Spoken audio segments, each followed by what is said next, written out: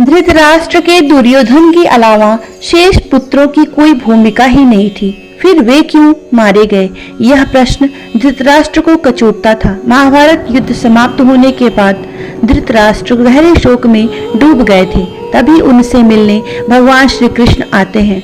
धृतराष्ट्र ने उनसे प्रणाम करते हुए पूछा, मैं अंधा पैदा हुआ, मेरे 100 पुत्र मारे गए। मैंने ऐसा कौन सा पाप किया है जिसका मुझे दंड मिल रहा है?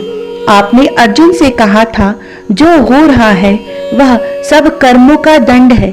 मेरे अंधे होने और 100 पुत्रों के मारे जाने के पीछे का क्या कारण है? कृपया यह मुझे बताएं। अपने पुत्रों को खोने की पीड़ा से ये उबरने के काम आएगा। श्री कृष्ण ने कहा, महाराज धृतराष्ट्र, आपने उचित ही सुना है। कर्मों का दंड भोगना ही पड़ता है, उसमें किसी को छूट नहीं। राजा और सामर्थ्यवान दोनों को कर्मों का दंड विशेष रूप से भोगना पड़ता है। ईश्वर उन्हें सामर्थ्यवान बनाते हैं तो उनसे ज्यादा जिम्मेदार होने की आशा रखते हैं। कुछ पाने के लिए तो देना ही पड़ेगा ना महाराज। आप इस जन्म में भी राजा हैं, आप पिछले जन्म में भी राजा थे और आपने कई पाप कर्म किए थे। धृतराष्ट्र अधीर हो गए और बोले, केशव, मैंने इस जन्म में जो किया वह मेरे सामने है। राजा और एक बड़े परिवार का मुखिया होने के नाते मुझे जो उचित लगा मैंने वही किया।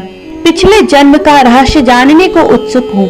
कृपया वह रहस्य खोलें कि ऐसा कौन सा पाप था कि मैं अंधा भी हुआ, 100 पुत्र भी गंवाए। भगवान श्री कृष्ण ने धृतराष्ट्र को पूर्व जन्म की याद दिलानी शुरू की। उन्हें पूर्व जन्म में लेकर गए। भगवान बोले, आप पिछले जन्म में भी एक राजा थे। आपके राज्य में एक तपस्वी ब्राह्मण रहते थे। ब्राह्मण के पास हंस और हंसिनी का एक जोड़ा था। हंसिनी गर्भवती थी। ब्राह्मण को उनसे अपने संतान के जैसा लगाव था। ब्राह्मण को तीर्थ यात्रा पर जाना था, लेकिन हंसों की चिंता में वह नहीं जा पा रहे थे। उसने अपनी चिंता एक साधु को बताई। साधु ने कहा, तीर्थ में हंस बाधक हैं। हंसों का अगला जन्म खराब क्यों करते हो? राजा प्रजा पालक होता है। तुम और तुम्हारे हंस दोनों उसकी प्रजा हैं। इन्हें राजा के संरक्षण में रखकर तीर्थ को जाओ। आप एक प्रजा पालक राजा थे, इसलिए ब्राह्मण को ये बात जम गई। वह आपके पास आया और अपनी सारी परेशानी कह सुनाई। आपने ब्राह्मण के तीर्थ से लौट आने तक हंसों की रक्षा का दायित्व स्वीकार लिया। ब्राह्मण हंस और हंसिनी को आपके पास रखकर तीर्थ यात्रा को चले गए। हंस आपके महल के तालाब में ही पलने लगे। आपको एक दिन मांस खाने की तीव्र इच्छा हुई।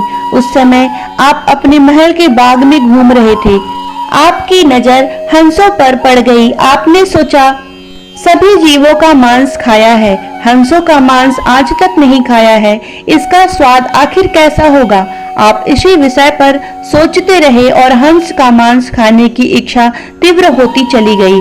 ये इच्छा पराकाष्ठा पर पहुंच गई और आप खुद को रोक नहीं पाए। आपने हंस के 2 बच्चों को भूनकर खा लिए। इसका स्वाद आपकी जिह्वा को लग गई। हंसिनी की एक एक करके 100 बच्चे हुए।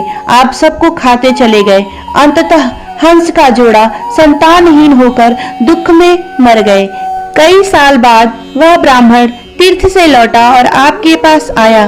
उसने आपसे अपने हंसों के बारे में पूछा। हंस तो आपके लोभ की बलि चढ़ चुके थे।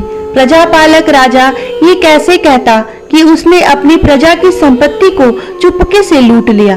इसलिए आपने ब्राह्मण से कह दिया कि हंस बीमार होकर मर गए। ब्राह्मण दंपति आप पर पूरा भरोसा करता था। उसने आपकी बात मान ली और विलाप करते घर चले गए। महाराज धृतराष्ट्र, आपने हंसों के बच्चों को खाकर और फिर झूठ बोलकर एक साथ कई अपराध किए। आपने तीर्थ यात्रा पर गए उस व्यक्ति के साथ विश्वासघात किया जिसने आप पर अंधों की तरह विश्वास किया था। आपने प्रजा की धरोहर में डाका डालकर धर्म भी नहीं निभाया।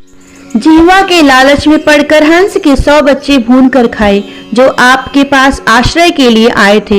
इस तरह आपने असहाय का वध किया जिसे आपने आश्रय दिया था। ये बहुत बड़ा पाप था राजन। हे राजन, इन घोर पाप कर्मों का आपको दंड मिला है। जैसे आपने जिह्वा के लालच में हंस के 100 बच्चे मारे, वैसे ही आपके 100 पुत्र हुए, सभी लालच में पड़कर मारे गए। उन सभी की जिह्वा भी आवश्यकता से अधिक उदंड थी।